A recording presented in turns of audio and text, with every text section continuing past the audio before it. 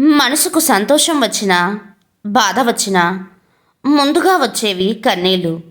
మనతో ఎవరు ఉన్నా లేకున్నా చివరి వరకు మనకు తోడుండే గొప్ప నేస్తం కన్నీళ్ళే.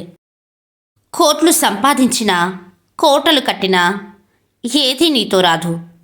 కాలం ముందు సంపద చిన్నది, మరణం ముందు గర్వం శూన్యం. చివరకు నిలిచేది నీ స్వభావం మాత్రమే.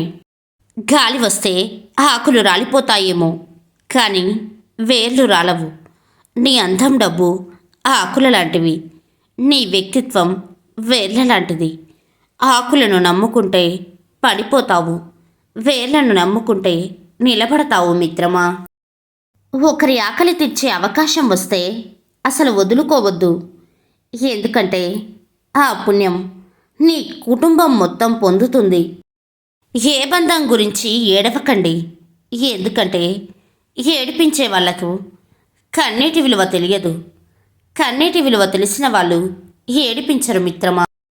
నువ్వు అనుకున్నది సాధించాలంటే ఇతరుల సలహాలు తీసుకున్నా పర్వాలేదు, కానీ నిర్ణయం మాత్రం నీదే ఉండాలి మిత్రమా.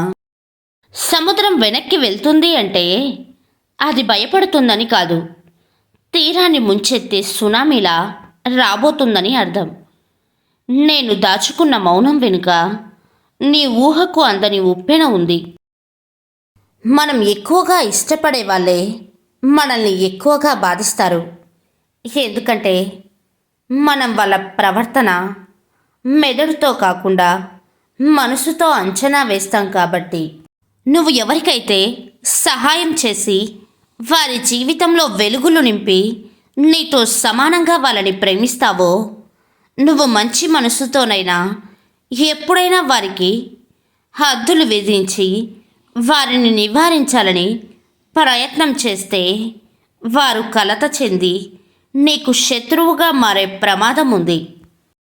బాగు కోరేవారు కోపగిస్తారు, మోసం చేసేవాళ్ళు నవ్వుతూ నీ చుట్టూ తిరుగుతారు, సూటిగా చెప్పేవారు శత్రువు అవుతారు, మాయమాటలు చెప్పేవారు మిత్రులవుతారు.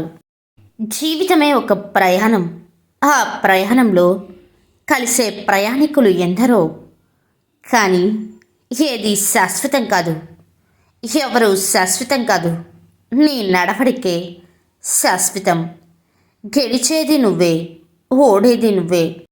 కష్టం కన్నీళ్ళనే కాదు, నిజాలను బయటికి రప్పిస్తుంది. దాపరికాల ముసుగులు తొలగిస్తుంది, వాస్తవాల వెలుగు చూసేలా చేస్తుంది. కష్టం కూడా ఓ మంచి స్నేహితుడే నీలోని ధైర్యాన్ని, సామర్థ్యాన్ని నీకు తెలియచేస్తుంది. నీ భవిష్యత్తుకు గమ్యాన్ని వెతికేలా కష్టం నీకు గుర్తు చేస్తుంది. కష్టానికి భయపడితే బతుకు నాశనం. కష్టాన్ని సవాలుగా తీసుకుంటే నీవే ఓ సందేశం, నీవే ఓ ఆదర్శం మిత్రమా.